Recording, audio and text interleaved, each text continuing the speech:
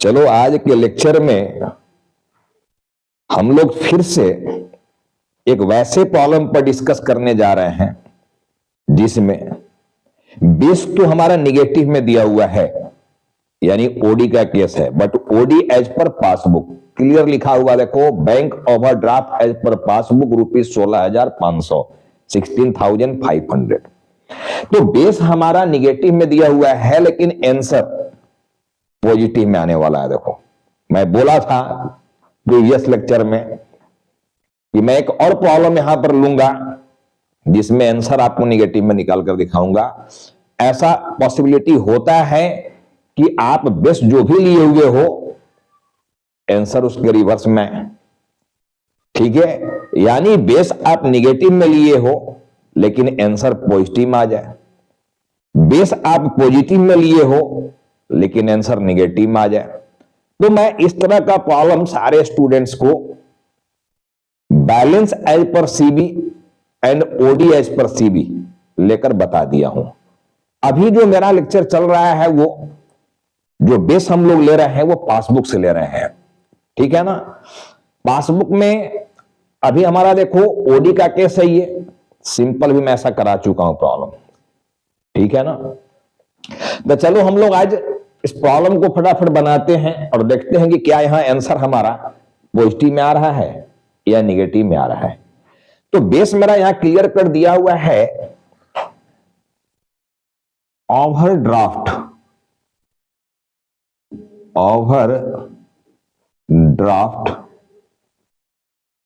As per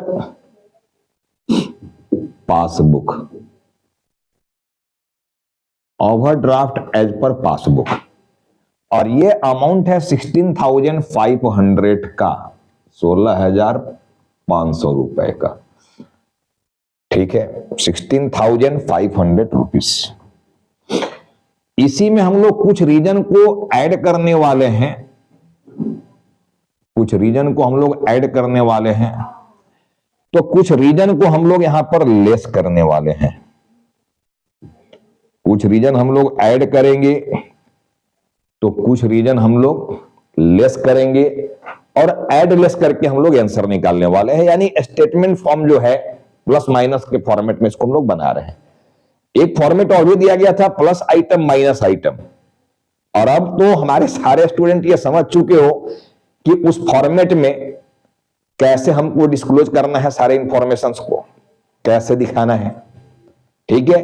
चीज यही है, ऐड करना है आपका। देखो ये 16,500 का जो फिगर है ये माइनस में है, माइनस, ये माइनस में है, निगेटिव ओडी का केस है दैट इज माइनस में है, लेकिन यहां ऐड करने वाले हो तो ऐड करने वाले हो तो प्लस का साइन देंगे क्या, जब यहां बेस ही मेरा माइनस में है, और माइनस में जब किसी चीज को तुम ऐड करने वाले हो तो और माइनस करना पड़ेगा ना जी, तब ना माइनस माइनस प्लस होने वाला है क्या, यानी माइनस कॉलम में जाएगा। जो भी ऐड वाला इंफॉर्मेशन हम लोग यहां पर दिखा रहे हैं, ये सारे ऐड वाला इंफॉर्मेशन कहां जाने वाला है, माइनस आइटम के अंदर, माइनस आइटम है ये, माइनस आइटम के अंदर वहां चला जाएगा, और जितने भी लेस करने वाले इंफॉर्मेशन है सब कहां जाएगा, प्लस आइटम के अंदर, प्लस आइटम वहां जाने वाले हैं। देखो प्लस आइटम के अंदर ये चला जाएगा, बस इतने तो कहानी है और तो कुछ है नहीं इसमें,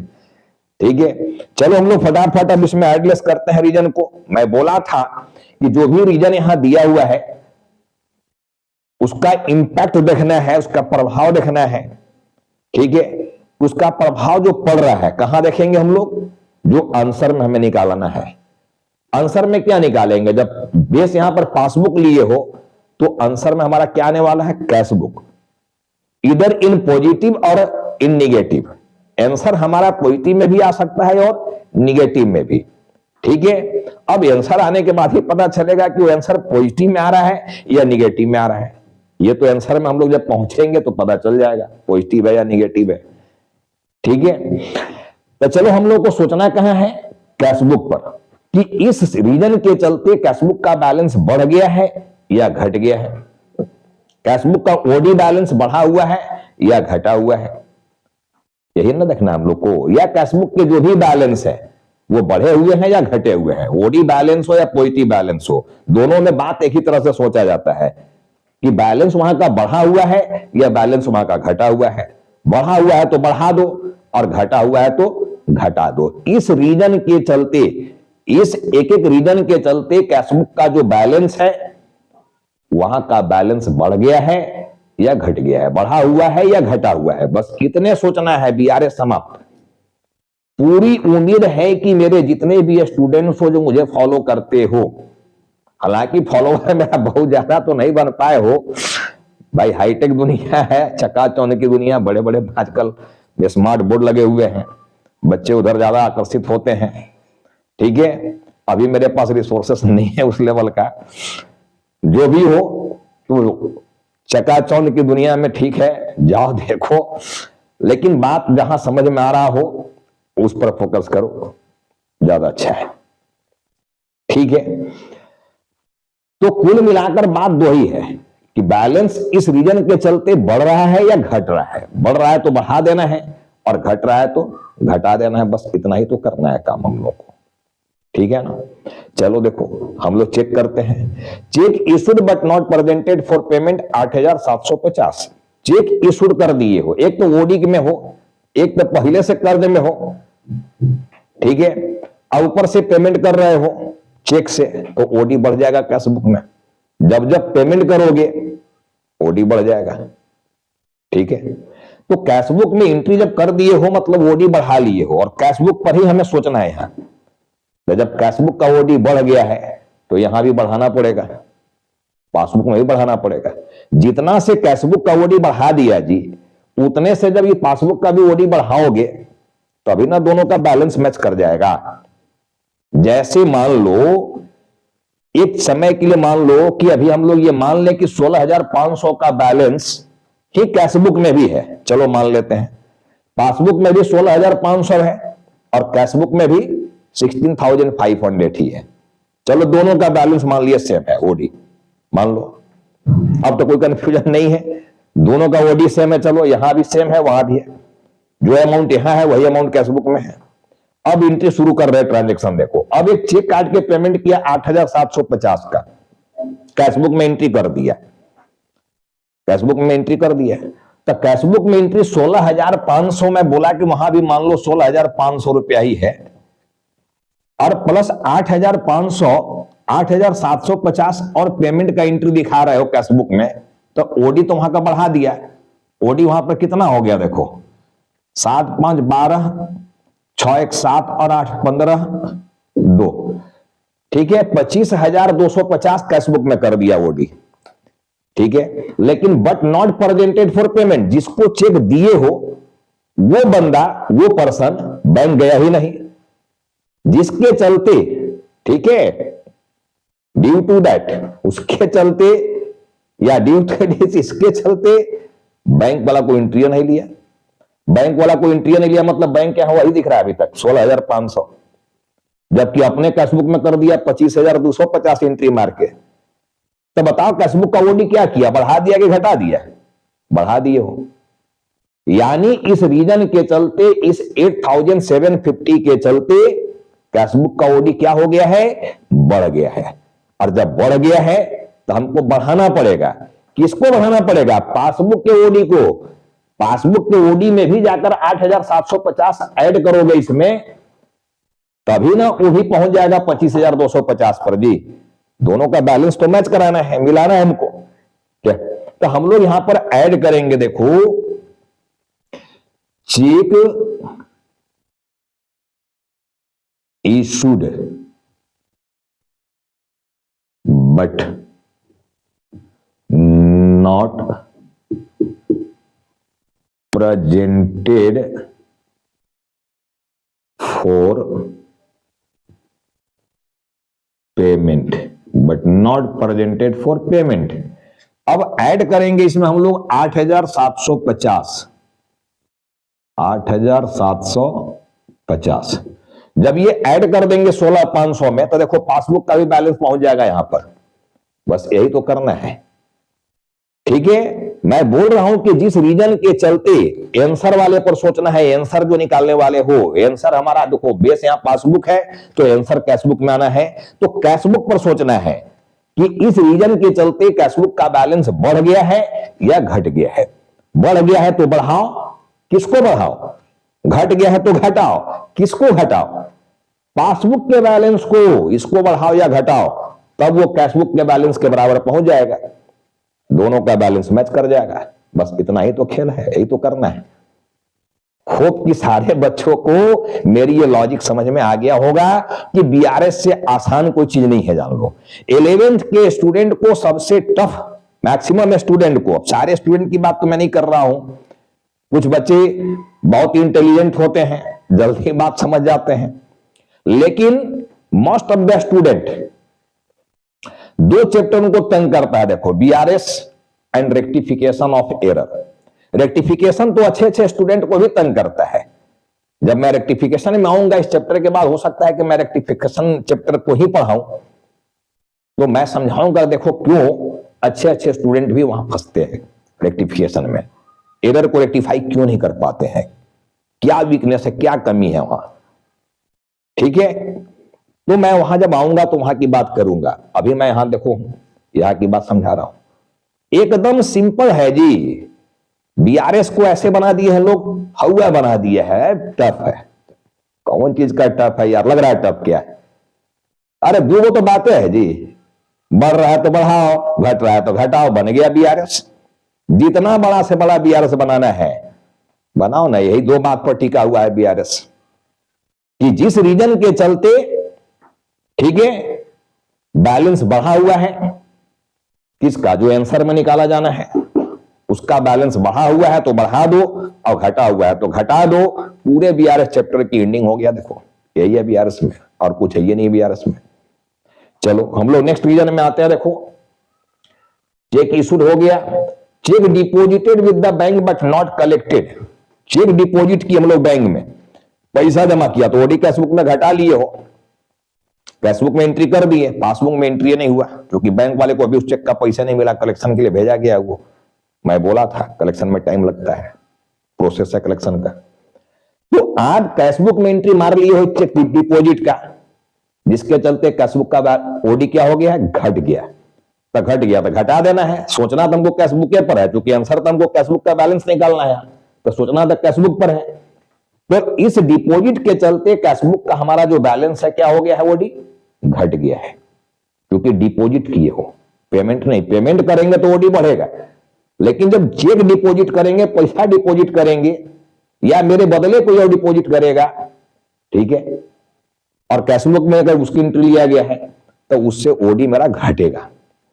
ठीक है, तो जब ओडी घट गया तो हम लोग यहां पर घटाएंगे, देखो कम करेंगे। Check deposited, check deposited but not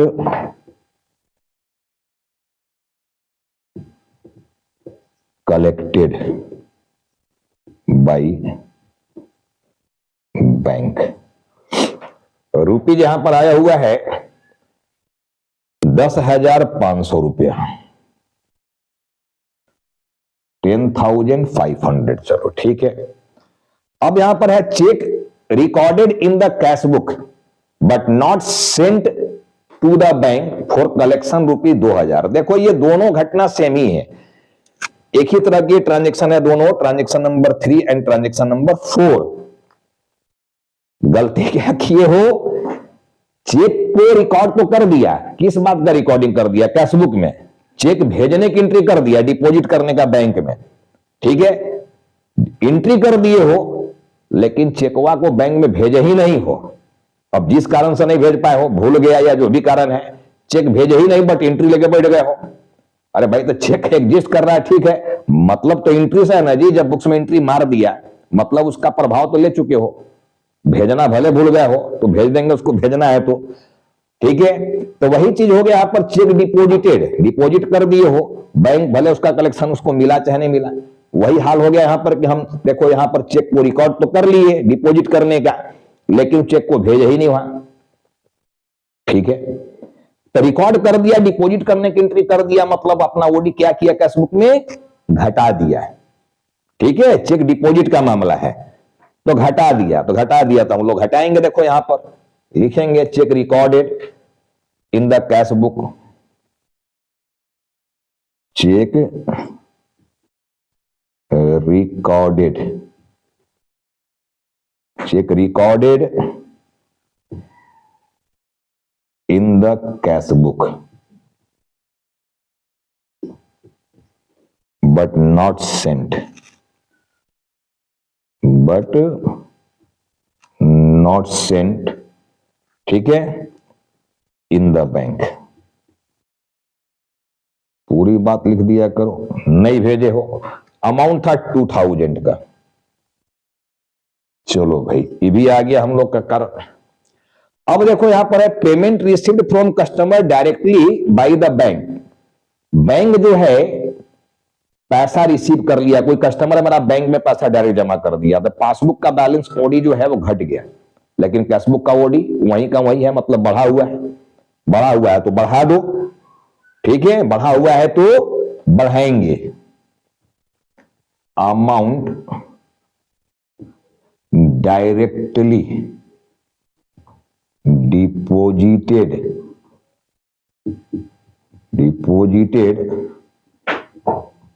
bye a customer, ₹3,500। ये हो गया देखो। चलो, तो ये भी रीजन हम लोग कर लिए यहां पर, ये भी रीजन हो गया। अब bank charges debited in the passbook, bank तुमसे चार्ज लिया है 200 रुपया, तो ओडी पासबुक में बढ़ा दिया, लेकिन कैशबुक का ओडी घटा हुआ है, कम है, यानी वहीं का वहीं है, कैशबुक में एंट्री हुआ ही नहीं है। तो जब कैशबुक का ओडी कम है तो हम लोग को कम करना होगा। देखो बैंक चार्जेस, बैंक चार्जेज है, ठीक है ना, बैंक चार्जेज है 200 रुपीज का। चलो, तो यहां से 200 वाली भी काम हो गया। अब premium on life policy of Gokul paid by the bank, ठीक है, इंश्योरेंस प्रीमियम का पेमेंट कर दिया है बैंक। बैंक पेमेंट करेगा तो पासबुक का ओडी बढ़ गया, पासबुक का ओडी बढ़ा दिया गया है, लेकिन कैशबुक का ओडी वही का वही, यानी घटा हुआ है, तो घटा हुआ है तो घटा दो। Insurance premium paid by bank, insurance premium paid by bank 1980 रुपया। ये हो गया देखो 1980। चलो, इसका भी काम कर लिए हम लोग। अब नंबर देखो 8 आ गया, a bill for ₹3,000 discounted with the bank for ₹2850। Bill transaction अगर पढ़ा होगा तो ये पूरी बात समझोगे।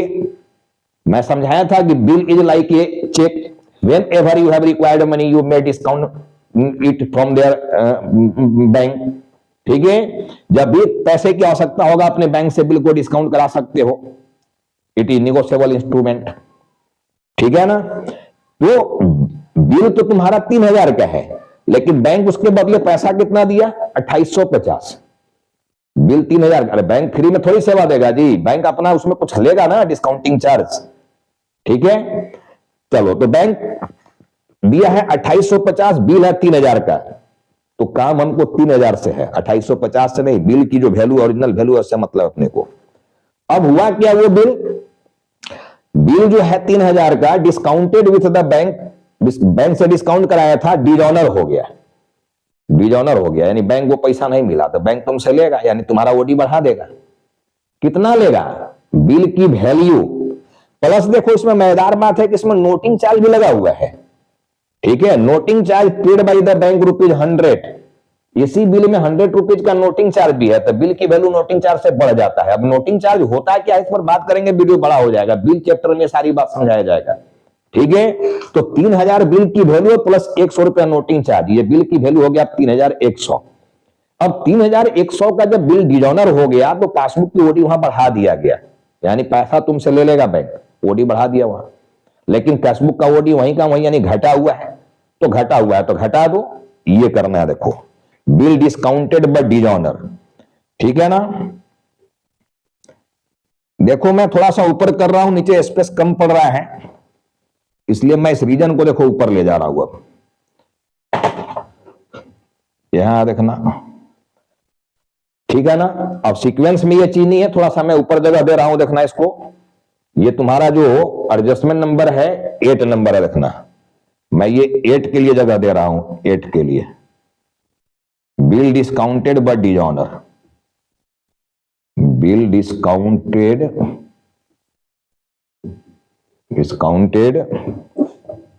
But dishonoured.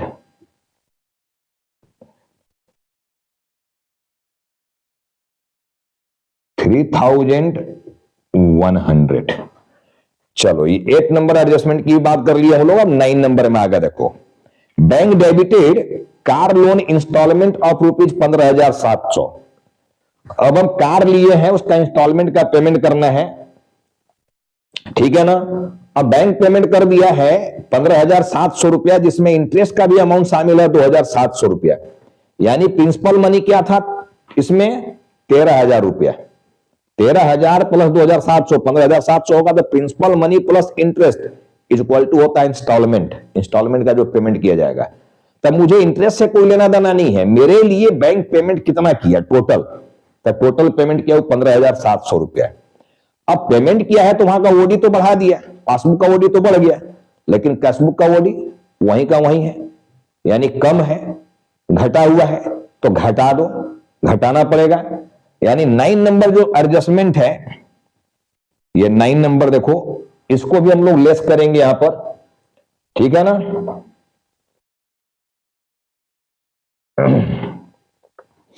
देखो बैंक डेबिटेड कार लोन,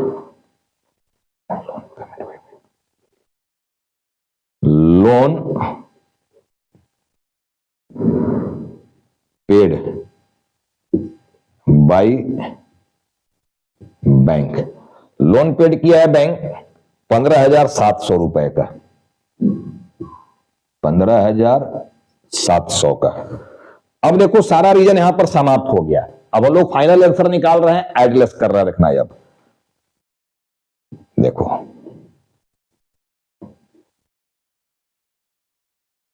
0 5 7 5 12 9 और 3 12, 12,250 ऐड करना है। मतलब ये माइनस का साइन, साइन के अकॉर्डिंग चलेंगे तो माइनस माइनस प्लस तब होगा, यानी माइनस आइटम में ले जाना जब आइटम वाला कॉलम में बनाना रहेगा तब, ठीक है। 500 और 250 मिला के हो गया यहां पर 750, 6 और 2 हो गया 8 और 1 1 2 हो गया 28,750। ये टोटल माइनस इंफॉर्मेशन है तुम्हारा, ठीक है ना, ये 28,750। अब यहां से इसको लेकर चल रहे हैं हम लोग, देखो इसको लेकर चलेंगे हम लोग, कितना ये अमाउंट आ रहा देख लो, 0, ठीक है ना, 8 1 7 8 8 और 5 13, 13 और 2 15, 15 और 10 25, 24 के 4 हासिल 2, ठीक है ना, 2 और 3 5 और 5 10, 10 और 2 12, 12 और 1 13 के 3 1 और 1 2 और 1 3, 33,480 रुपया प्लस इंफॉर्मेशन है, देखो ठीक है, 33,480 और माइनस में तुम्हारा यहां पर जा रहा है 28,750। डिफरेंस देखो, 0 8 में से 5 गया 3, 14 में से 7 गया 7, 12 में से 8 गया 4, 4,730 रुपया का यहां पर निकल रहा देखो बैलेंस। यानी ये बैलेंस जो है 4,730, 4,730।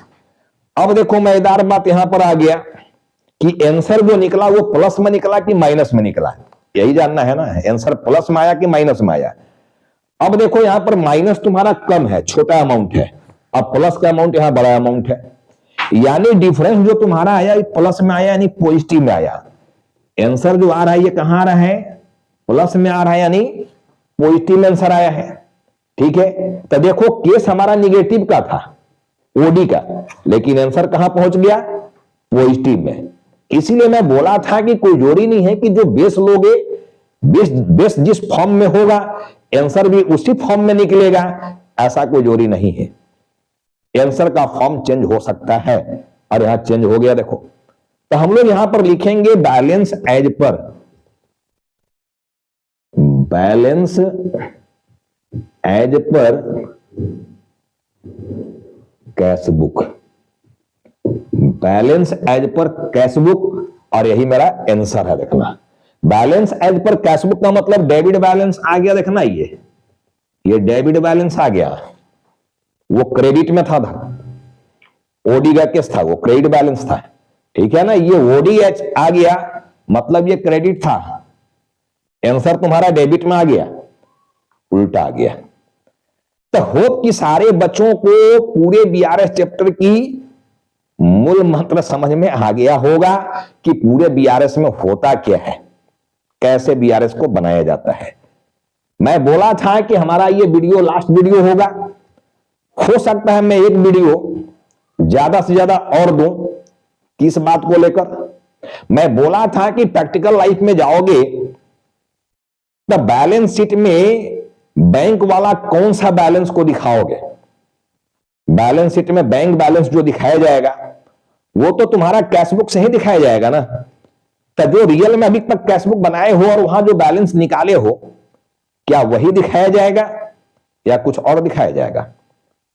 तो मैं बोला था कि ईयर एंड में, साल के अंत में, फाइनेंशियल ईयर है तो 31 मार्च को एडजस्टेड कैशबुक बनाया जाएगा, और एडजस्टेड कैशबुक में जो बैलेंस निकलेगा उस बैलेंस को बैलेंस शीट में भेजा जाएगा। तो एडजस्टेड कैशबुक बनेगा कैसे। मैं बोला था कि बैंक स्टेटमेंट में जो भी ऐसे इंफॉर्मेशंस हैं जिसकी एंट्री कैशबुक में अपने यहां नहीं किए हो, उन सारे चीजों को एंट्री में लेना होगा, कैशबुक में शामिल करना होगा। और अगर कैशबुक में किसी तरह का कोई त्रुटि कर दिए हो, कोई एरर कर दिए हो, तो उसको रेक्टिफाई भी करना होगा। केवल चेक इशूड और चेक डिपॉजिट को छोड़कर बाकी जितने भी तरह के ट्रांजैक्शंस हैं कैशबुक में उसको लिखना होगा, बैंक स्टेटमेंट बनाकर मंगाकर। और जब उस सारे चीज को लिख दोगे तो उसको एडजस्टेड कैशबुक कहा जाएगा, और वहां जो बैलेंस निकल कर आएगा वही बैलेंस शीट में भेजा जाएगा। ठीक है, तो ऐसे एक दो प्रॉब्लम बना लोगे तो एकदम बहादुर हो जाओगे यार। ठीक है ना। तो चलो आज का क्लास हम लोग यहीं स्टॉप कर रहे हैं। होप कि मेरे सारे स्टूडेंट्स को ये चैप्टर बहुत क्लियर हुआ होगा। ठीक है, इस वीडियो से बहुत फायदा मिलने वाला है, और जितने भी पढ़े हो पहले की वीडियो देखे हो, फायदा मिल रहा है। ठीक है, तो आज बस इसी तरह से वीडियो को एक बार दो बार रिवाइंड करके देखो, बात नहीं समझ में आती है तो। और कमेंट सेक्शन में बोला था कि कहीं कोई परेशानी है कमेंट कर लिया करो। ठीक है, हम लोग बहुत जल्द मिलेंगे अगले लेक्चर में, अगर इस चैप्टर से बनाए तो, अदरवाइज हम लोग नए चैप्टर में मिलने वाले हैं।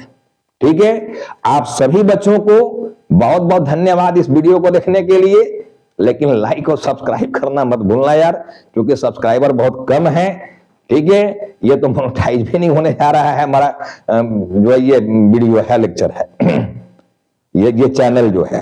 ठीक है, तो चैनल को ग्रो कराना है ताकि हमारा भी मनोबल बना रहे और हम इसी तरह सेवा देते रहें। ठीक है, चलो हम लोग बहुत जल्द मिलते हैं अगले लेक्चर में।